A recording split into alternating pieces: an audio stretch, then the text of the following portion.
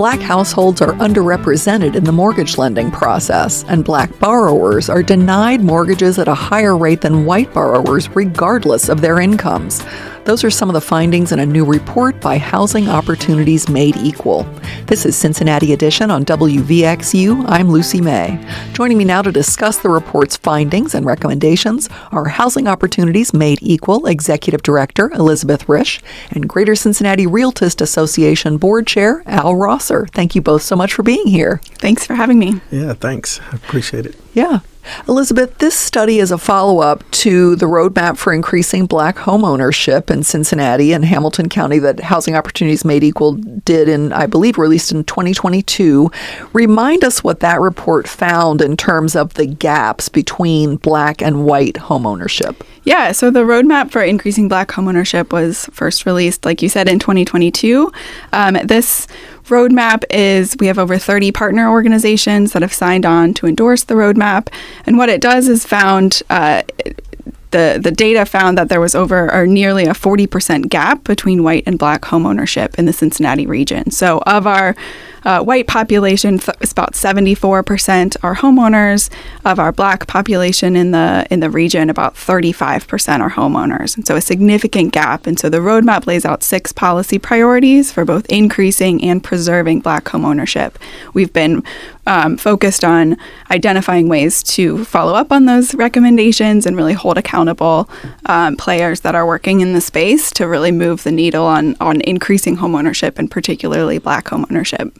Well, and you mentioned that there were several policy recommendations. One recommendation in that roadmap report was to understand the role that mortgage lending plays in that gap. How does this latest report address that? Yeah, so this report that we released a couple weeks ago is really shining a light on how mortgage lending works. Mortgage lending is one of the ways that we gain wealth and assets in this country by supporting home ownership. We all benefit when we have more homeowners and when there's access to mortgage lending. And so our report was shining a light on how that, often complex and mysterious industry has worked over the last 6 years. We focused on Hamilton County and looked at all lenders in the region and then the top 15 lenders about what their trends were in terms of what kinds of loans and home loans were coming from and who the borrowers are, where those loans are coming from, where they're originated, kind of all parts of what we can glean from the data about home lending and then home ownership. Okay. Al, we're going to get into the key findings of this report, but first I want to ask you what you hear from clients who are Black and are looking to buy a home. Do you hear from clients that getting a mortgage is a real barrier? Yes, there are several factors that tend to be barriers, some that are indicated in the report, like debt-to-income ratios, credit scores, and these are all things that are fixable by the community, the folks in the community, right? So this report, I always say there's two ways to look at these issues. One is holding institutions accountable for the hurdles that are in the way, right? But there's also empowering the community to meet the qualifications and eliminate that from the reason why, right, they're not, the numbers aren't meeting. And so I think it has to be attacked from both sides, empowering, educating the community, making sure they understand what debt ratios mean up front before applying, as well as increasing credit scores and all the qualifications needed, so that then when it comes to applying and getting approved, now it's on the lender to do their part appropriately, right? And so holding both sides, and working on both sides to make sure it all works. But those are some of the challenges with, Black folks trying to get into home ownership is actually qualifying, feeling comfortable about working with the lender, understanding the dynamics of how does this work? What do I need to do? Right. So there's a lot of education that comes from our end as agents and those in the industry. And, at the Greater Cincinnati Realtist Association, we do focus on education. We do focus on empowerment. We also have initiatives for overall Black wealth, not just home ownership, right? So we have a lot of those things because we understand that's part of where, we can help, as well as holding some of these institutions accountable as well. Okay.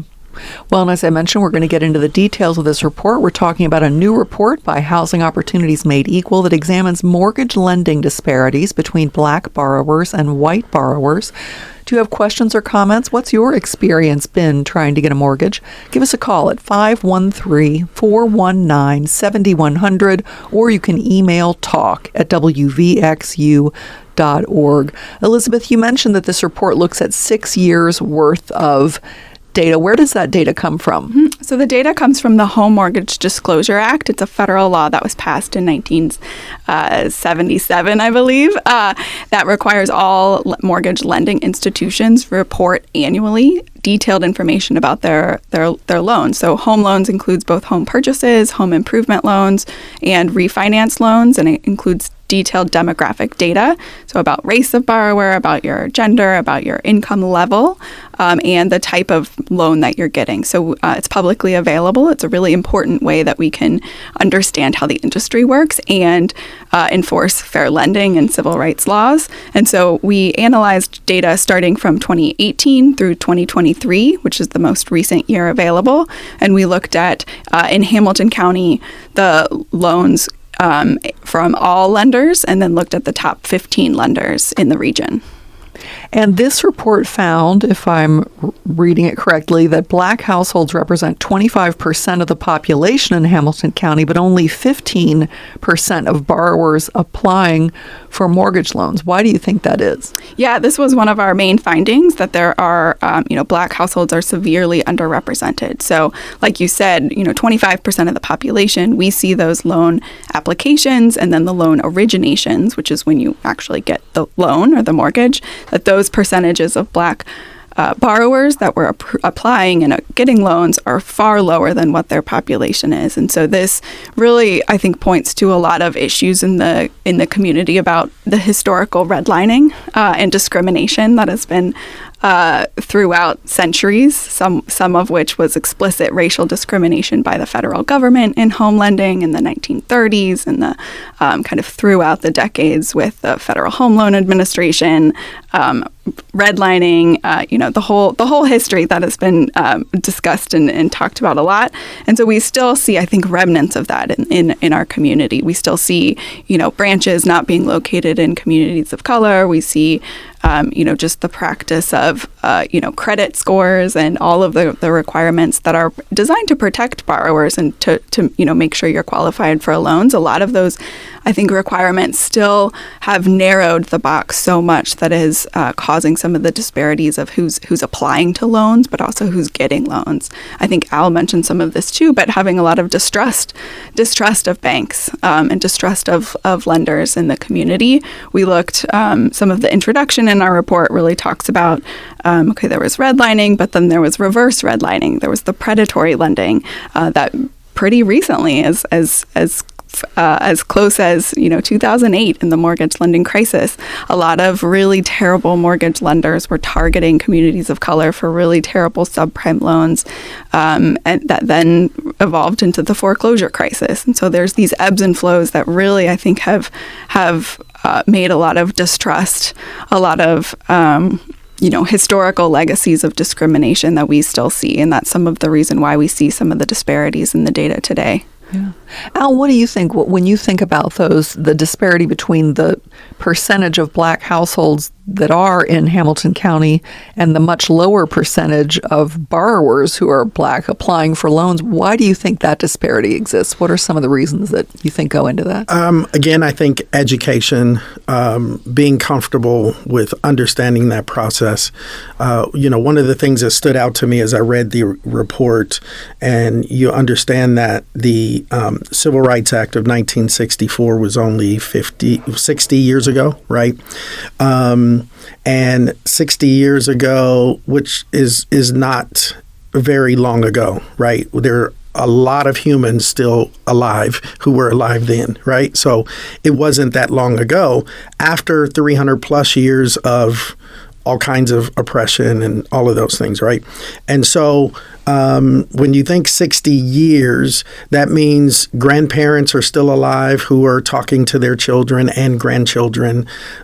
Parents who were born around that time or very young around that time were then taught by their parents, who are then passing that on now to, right, their children.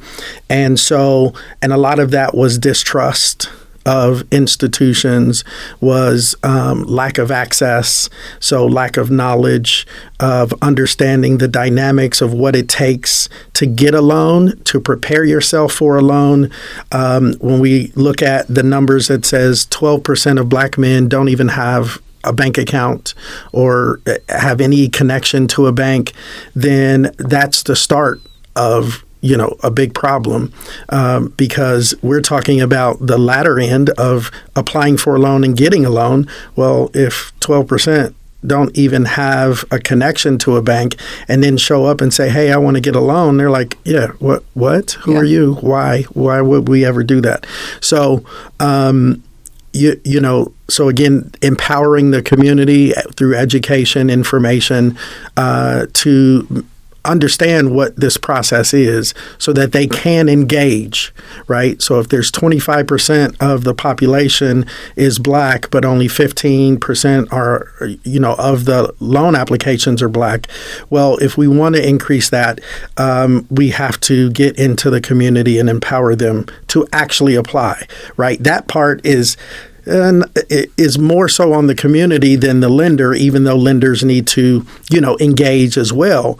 But the community has to engage the lender, right? We don't want lenders out there pushing people to apply for loans who shouldn't be either, right? Sure. So we got to find that balance and again, get into the community and actually empower them. Yeah. Elisabeth, I want to get your thoughts on that balance too, because there are people listening to this or reading your report who would say, well, I mean, would-be homeowners they can't get a mortgage if they don't apply. That's not the bank's fault. How would you respond to that kind of reaction? Yeah, I think it's a both, right? We're both talking about how do we better prepare people to be homeowners. Yes. A lot of that includes credit counseling, financial education. Yes, we firmly believe that at home, that we are not trying to push people into unsustainable home ownership. It's really expensive to be a homeowner, extremely expensive. And so we want people to be well prepared, to be empowered, that we are fully behind that. And yet there's this historical legacy and discrimination and structural racism that has set up this industry to be it takes a lot of work to overcome those disparities. And I think there are some implication on the lenders to be doing things like good community outreach and have locations and have people in their institutions that know the community and know how to work with people. And so I think it really is, yes. I think there's a lot of it's a lot of how do we do more community outreach and education and get people to ready buy homes, and also work with institutions to help them understand how to work with the community, especially a community that has been left out and discriminated against. Yeah, and if I may, Home has been a great partner with us, with GCRA, the Greater Cincinnati Realtist Association. We partnered on education about fair housing, about lending. We've done those things to empower the community. And one of the things that stood out to me, too, in looking at the report, that some of the lenders who have higher denial rates in the black community, from my experience and from what I know, many of those lenders don't have any black loan officers or loan officers of color, right, who will go and connect with the community, right, who will show up to the events when we are doing the education. And many of them, they just don't have that or aren't taking the initiative to make that connection to certain communities, and have somebody there that works for them that looks like the community that they're trying to reach. And so when you have the community who doesn't have the information, the education, and then they don't feel like they can relate to somebody who they are trying to connect with at those lenders, that becomes another barrier, right? So it is definitely a two-pronged process of getting both to come to the middle and meet and pull these numbers together and lift them up, right? Yeah. So we're talking about a new report that examines mortgage lending disparities, and we want to hear from you. Give us a call at 513-419-7100 or email talk@wvxu.org. We're going to continue our conversation after a short break, and later in the program, we'll talk with author Curtis Sittenfeld about her new book. This is Cincinnati Edition. This is Cincinnati Edition on WVXU. I'm Lucy May. We're talking about a new report by Housing Opportunities Made Equal that found Black borrowers are denied mortgages at a higher rate than white borrowers. My guests are Housing Opportunities Made Equal Executive Director Elisabeth Risch and Greater Cincinnati Realtist Association Board Chair alrosser. You can join the conversation by calling 513-419-7100 or you can email talk@wvxu.org. We do have a caller on the line. Hi, Frank. Thanks so much for calling. What's your question or comment? Yeah, my question is, everybody's concerned about like the housing stuff, but under the Trump administration, they're talking about, getting rid of anything DEI. And I'm a person right now trying to go through the process of purchasing a home, and basically I fall into the minority category, and if they want to get rid of DUI, it just kind of puts people up the river. I mean, that's really, really bad. I mean, he's going after everything that's DEI, and that translates to anybody that isn't white. Thank you, Frank, for that comment. Elisabeth, do you have thoughts on that? Do you think some of these programs, some of this emphasis on fair housing could be at risk in some way with this new administration's priorities? I think very much at risk. I think, like you said, Frank, the DEI initiatives are being targeted. I think one thing to keep in mind, though, is that fair housing and civil rights laws have been on the books for much longer than DEI initiatives. And so the Fair Housing Act and Equal Credit Opportunity Act was passed in 1968, 1977.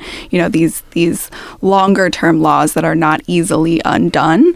And there are protections against discrimination if you are based on your race, based on the race of the neighborhood because of these civil rights laws. And so, yes, I think it does make it a lot harder to do this work, to make sure that we are being fair and equitable and addressing the historical wrongs of the past. I don't think it is impossible. And I think if anything, this report shows a need to continue to work on that, because we do believe that homeownership can benefit everyone, and this population that has been excluded from homeownership, really, we need to find a way to expand and bring more homeownership opportunities to everyone for the benefit of everyone. Yeah. I do want to talk very quickly about another key finding, which was that Black borrowers are denied at a higher rate than white borrowers, regardless of their income. Elisabeth, briefly explain what that finding's all about. Yeah, so this finding found that overall Black borrowers are more than twice as likely to be denied than white borrowers, but the disparity is even worse for high income or upper income borrowers. So when we control just upper income borrowers, 18% of upper income Black applicants are denied, compared to 6% of upper income white borrowers. So same income level, and we see that's a 2.8 disparity. And so it's much worse, which is really concerning, right? We think that upper income folks that are applying for mortgage loans might be more qualified to buy a home, to qualify for the mortgage, and yet we see higher rates of disparity, which is really concerning, especially around the higher income holding that control. Yeah. Did that surprise you, Al, when you saw that finding in there? No and yes.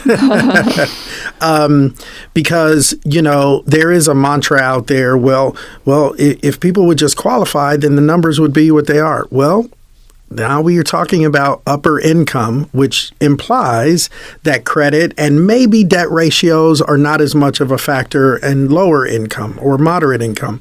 We don't know, of course, every situation is unique, but the fact that it's higher, right? It's 2.8 times, almost 3 times as many denials versus the 2.2 times of denials in lower or in the rates generally says a whole lot.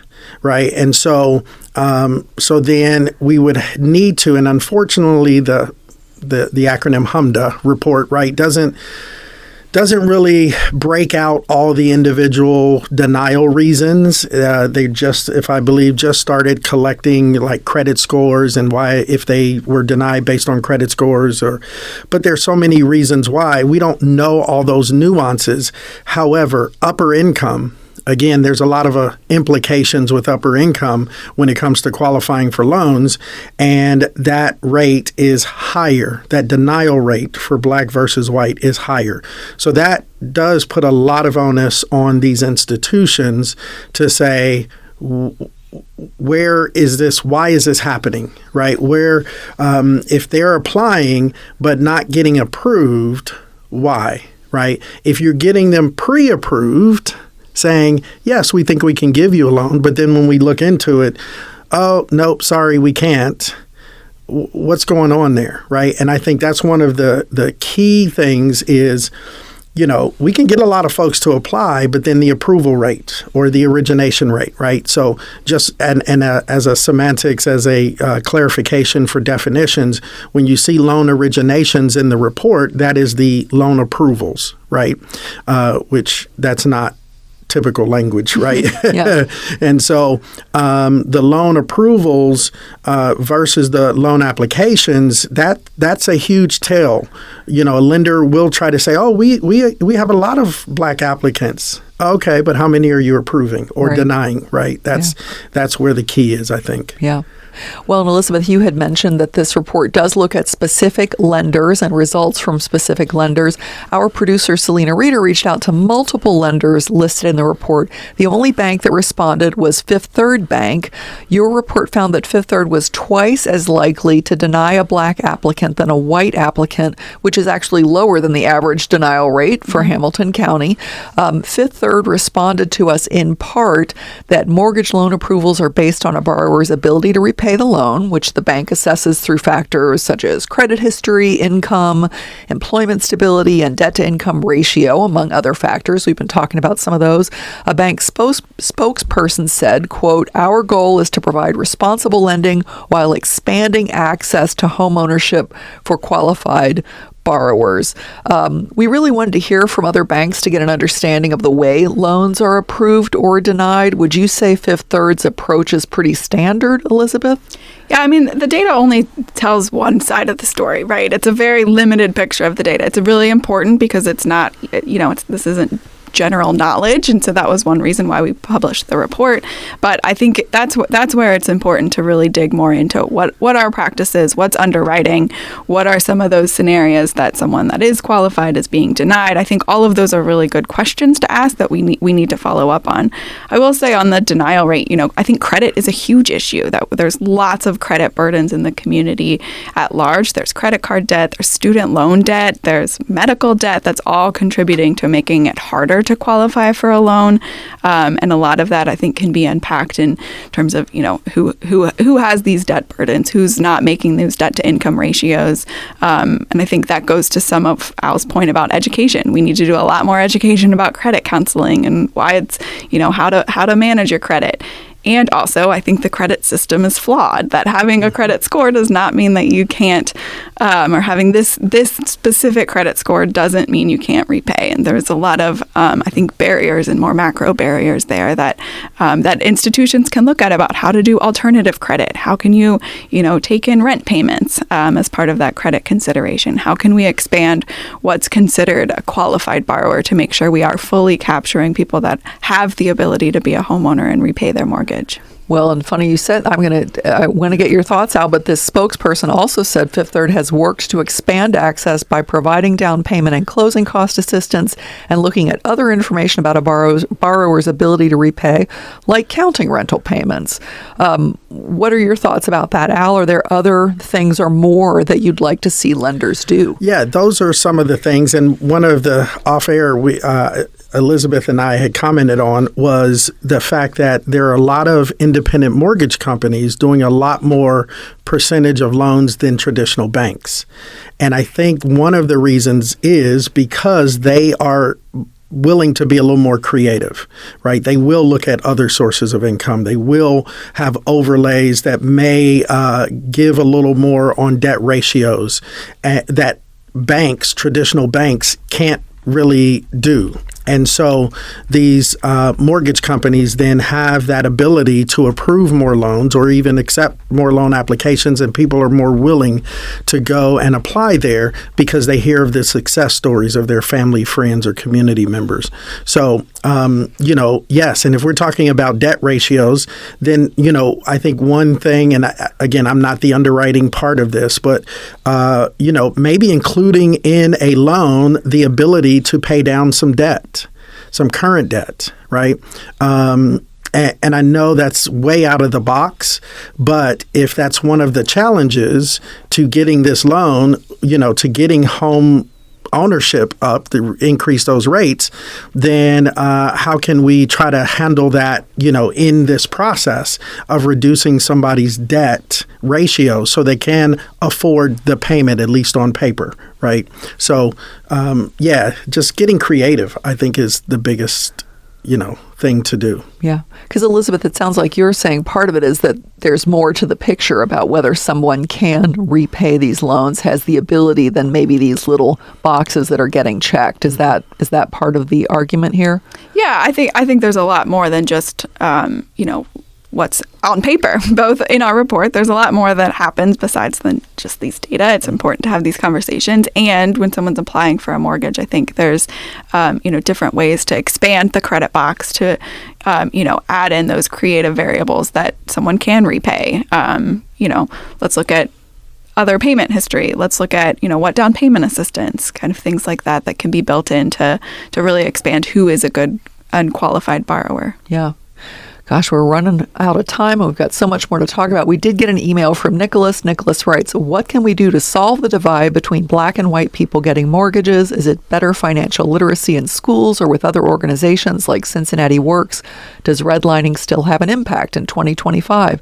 Elisabeth, I feel like you addressed redlining earlier in the conversation, but I'm going to come to you, Al. What do you think about what Nicholas is saying? If there were one or two big things you'd like to see happen, as you mentioned education, is that an important part of all this? Yes, I think both of his questions were on point and addressed both sides. Yes, there is still some redlining and disparities and bad behaviors on the institution side, and there is also opportunities for empowering the community to qualify better, right? And so the answer is yes to both of his questions, and I think both of those are things that we can do to improve these numbers significantly, honestly, if both are happening at the same time. It's easy to point the finger at one or the other, but when you're like, hey, this is a complex problem that requires both sides to do something and contribute to this, then we're having a better conversation about how to move this needle versus just the blame game, right? Yeah. So. And Elisabeth, you mentioned there's so much more to your report. I urge everyone to check it out on the home website.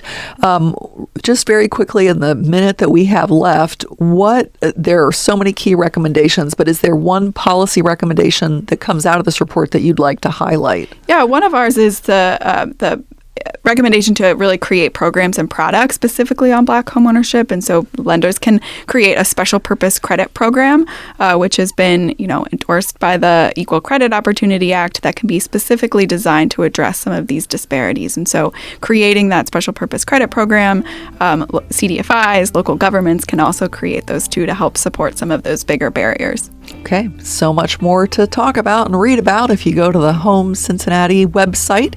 I've been talking with Housing Opportunities Made Equal Executive Director Elisabeth Risch and Greater Cincinnati Realtist Association Board Chair Al Rosser. Thank you both so much for your time today. Thanks for having me. Thanks for having us. Appreciate it. Up next, we'll talk with Curtis Sittenfeld about her new book ahead of her visit to town. This is Cincinnati Edition.